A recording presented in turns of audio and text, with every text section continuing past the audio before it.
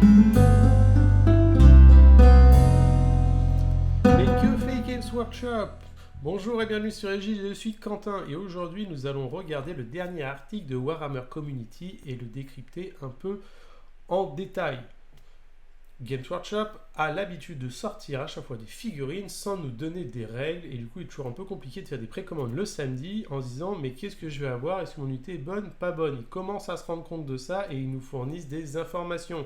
Nous avons donc dans le dernier article de Warhammer Community le profil du nouveau troll ainsi que des petites règles qui va accompagner la manière dont on va pouvoir le jouer. Si comme moi vous êtes on va dire une lecture simple, vous avez fait une lecture simple de l'article, vous avez juste regardé les images, regardé les règles données, et c'est dit, ok, il y a un peu de tout, on ne comprend pas trop où on va. Sauf que si on prend le temps de bien lire tout le texte, on nous donne beaucoup d'informations. Sur le premier livre de la campagne narrative fournie donc pour la fin de la V3 d'Age of Sigmar, nous avons eu des régiments de renom. Ces régiments de renom étaient avec un coût très élevé et étaient censés accompagner nos armées avec des grosses règles. Très peu jouées, les règles sont souvent anecdotiques, les bonus qu'on récupère, pareil, sont très légers et le coût en points est très élevé. Games Workshop adore le renom, la renommée et a du coup décidé de nous pondre une nouveauté qui s'appelle les armées de renom, comme c'est écrit ici. Là, vous me dites, mais qu'est-ce que c'est qu'une armée de renom? Aujourd'hui, nous n'en savons pas plus. Cependant, nous savons que dans le nouveau livre de campagne, donc le deuxième sur les 4 qui va arriver, vont gagner l'armée Gloomspite, la toute première armée de renom. L'armée de renom va être du coup une extension de règles à votre livre d'armée. Nous voyons qu'il y a écrit que dans le livre, il comporte des nouvelles règles, des traits de commandement, des artefacts, des grandes stratégies et des battles tactiques. Mais vous conservez cependant tous les bonus des Gloomspite et des trolls. C'est donc une extension d'armée, un codex supplémentaire. Est-ce que la V4 va finalement, au lieu d'avoir des nouveaux livres d'armée comme on a depuis le début, être une succession d'armées de renom, donc des compléments de règles à nos Battle Tomes au fur et à mesure? Je ne peux pas vous le dire aujourd'hui, mais en tout cas, c'est un indice que nous donne Games Workshop à travers celle-ci. Donc, qu'est-ce que c'est que finalement une armée de renom? Une armée de renom, donc ça va être a priori une composition d'armées fournies par Games Workshop. Si vous remplissez ces conditions, vous allez pouvoir bénéficier de bonus supplémentaires. Dans l'article, nous avons quelques bonus intégrés. Nous savons que les personnages non héros vont tous gagner le mot Battle Line. Donc potentiellement, vous allez pouvoir passer en Battle Line tout ce que vous souhaitez dans le BT Gloomspite. De plus, nous avons la capacité, donc qui va s'appeler aura magique de je sais pas quoi. Si vous avez le troll et vous utilisez sa capacité de la roue, vous allez pouvoir bénéficier à toute votre armée des bonus de la roue. Nous allons voir juste après le profil du troll pour bien comprendre et l'importance que peut apporter cette règle en tout cas à toute notre armée. Est-ce que l'armée de renom va nous donner des règles supplémentaires avec d'autres héros s'ils sont sur place ou pas, ou seulement avec ce troll? Je ne sais pas, mais en tout cas c'est très intéressant d'un point de vue gameplay. Nous avons aussi un trait de commandement qui nous est montré qu'à chaque fois que nous allons faire donc un jet de régénération, de grande régénération avec nos trolls, vous allez pouvoir ajouter 1 au PV que vous soignez. Donc les trolls, on sait de base, se soignent de D3. Quand ils sont dans leur sous-faction, ils vont se soigner de D3 2 fois. Et le troll se soigne le roi de D3 plus 3. Donc vous allez pouvoir augmenter comme ça votre capacité de régénération de manière importante. Est-ce que ce trait de commandement va écraser les autres traits que nous avons dans le BT ou est-ce qu'il va être obligatoire pour pouvoir bénéficier de l'armée de renom? Nous ne le savons pas. Est-ce qu'il y aura d'autres traits? A priori oui. Je suppose, sinon il ne nous aurait pas donné juste cet exemple-là. Et dans les artefacts, pareil, nous avons un artefact qui dit que le porteur a moins un touche, moins un bless, il a déjà combattu dans cette phase. Donc intéressant pour protéger éventuellement un héros. Est-ce que le héros roi, là, le nouveau roi des trolls, va pouvoir bénéficier d'optimisation, même s'il est nommé dans ce régiment de renom? Pareil, dans cette armée de renom, je veux dire. Est-ce qu'on le saura? Non. Est-ce qu'on le saura samedi? Oui. Donc attendons samedi pour avoir des informations, mais en tout cas, les armées de renom sont pour moi vraiment une extension à votre Battle Tome. Est-ce que la V4 sera composée exclusivement de ces extensions-là et que tout le monde va en bénéficier ou pas? En tout cas, Games Workshop a bien compris que pour faire gagner une armée, il fallait des tactiques de bataille, des grandes stratégies accessibles. Ça a été bâclé entre guillemets sur le début de la V3. La fin de la V3 a donné le power creeping de vos unités, vos battle tomes grâce à ça. Aujourd'hui, est-ce que c'est un moyen, un levier pour eux de rééquilibrer? Je ne sais pas. Dans l'article, nous apprenons que les méga gargantes et les orques auront aussi accès sous peu donc à des armées de renom. Voilà. Est-ce que c'est bien? Est-ce que c'est pas bien? En tant que joueur, je suis intéressé pour voir ça. C'est des règles supplémentaires, de jeux supplémentaires. En tant que collectionneur, je trouve ça un peu dommage de devoir acheter votre Battle Tome plus acheter un supplément. On rentre dans cette course de des suppléments sur des suppléments sur des suppléments. Une difficulté peut-être pour les nouveaux joueurs de savoir ce qui marche pas. Et surtout, ce qui peut être peut-être pénible, c'est si les conditions pour remplir une armée de renom sont trop encadrées, se retrouver avec des listes qui vont surperformer parce que les statistiques sont présentes et mises en avant par Games, et s'ils sont nerfs, sous-performer, ne plus les voir et avoir des listes copier-coller. Voilà, donc on va voir ce que ça donne. En tout cas, sur le papier, ça semble être un outil extrêmement puissant, ces armées de renom. À voir sous quel rythme les autres armées vont bénéficier. Et est-ce que ces armées de renom, finalement, par leur force, ne seront pas interdites sur des tournois ou des choses comme ça? Est-ce que le jeu égal s'y prête? Parce qu'on commence à avoir des règles de faction, des règles de sous-faction, plus une armée de renom. Moi, cette armée de renom, ça me fait extrêmement penser au livre V2 quand vous aviez des bataillons qui vous donnaient des capacités quand vous répondiez à ces derniers et des sous-bataillons qui vous donnaient d'autres capacités. J'ai l'impression que Games Workshop veut garder cet esprit-là et du coup le transfert sur des armées de renom. Est-ce que c'est le cas ou pas? On verra bien. Mais en tout cas, ça semble être assez puissant. On va voir ça tout de suite avec le profil du troll. Donc le roi troll, il a 16 PV, une sauvegarde à 4, il bouge de 6, brave réduite. Une bonne bravoure pour la destruction, c'est intéressant. Par contre, il bouge que de 6, il va être très lent. Est-ce qu'il y aura un moyen de l'accélérer ou pas dans les règles? Je ne sais pas. En tout cas, 16 PV en save à 4, aujourd'hui on sait que c'est fragile. Sauf que vous avez vu, comme je l'ai dit avant, le troll a gardé la capacité de régénération, donc il se soignera de D3 blessures mortelles à votre phase de héros. Si vous jouez dans une sous-faction des trolls, et a priori c'est ce qu'ils ont l'air de dire dans l'article, on va pouvoir empiler les règles, pouvoir faire ça 2 fois, donc à votre sous-faction, à votre phase de héros et quand vous avez combattu. Et lui, il ajoutera 3 à la valeur de soin. Donc potentiellement, vous pouvez vous soigner de 4 par tour, voire 2 fois 4 minimum.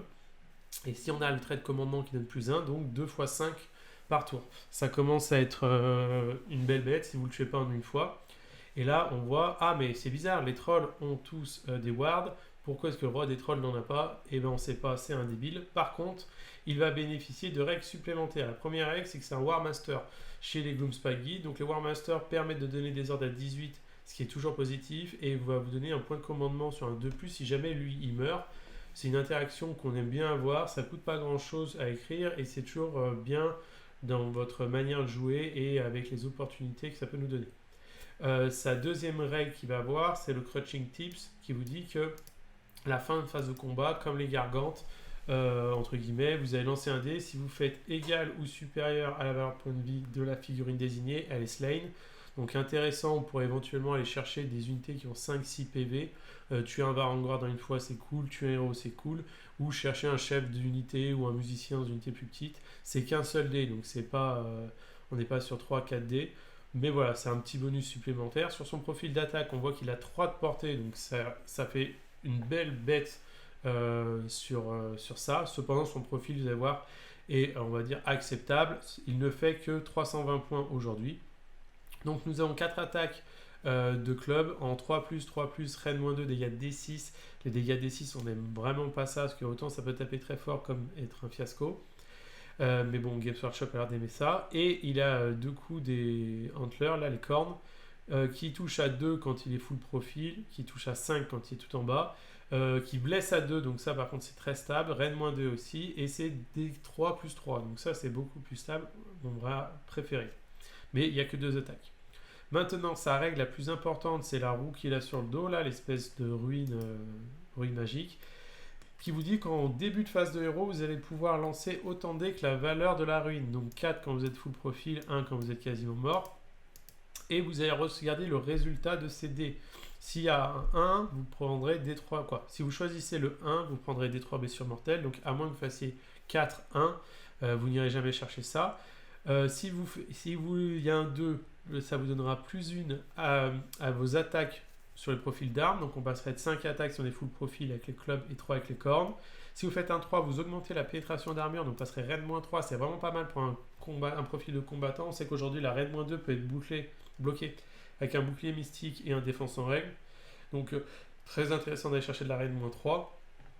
Ensuite, sur un 4, si vous prenez le 4, c'est à chaque fois qu'une unité reçoit un point de commandement, sur un 2+, vous allez en générer un nouveau. Donc ça vous permet de cycler comme ça vos points de commandement, des retraites, des attaques en règle, des choses comme ça.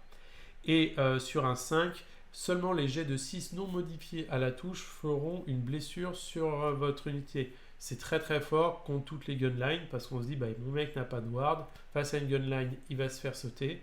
Et bien là, face à une gunline, vous prenez l'init, vous roulez vos dés. Si un 5, vous prenez le 5, vous savez que à part les 6 qui proquent des effets, normalement, vous allez limiter les dégâts subis. Et le 6 vous donne une ward à 5. Le panel est très intéressant car vous lancez, quand vous commencez la partie, vous êtes full profil, 4 dés, donc stat, vous allez avoir un peu de tout. Donc vous allez pouvoir chercher la ward, soit l'anti-tir, soit la reine, c'est à vous de voir. Et on a vu que dans les règles, si on était dans l'armée de renom, ces règles s'appliquaient à toute votre unité si vous respectiez les conditions. Donc vous pouvez avoir des trolls de pierre qui sont avec des attaques supplémentaires, des trolls comme ça de pierre avec de la reine supplémentaire. La ward à 5, ils l'ont déjà. Mais par contre, les trolls d'eau qui crachent, eux ne l'ont pas. Donc ça peut être très intéressant d'avoir des trolls avec la ward à 5 aussi d'eau. Ou alors faire en sorte que l'intégralité de votre armée n'est touchée que par des 6 à la touche.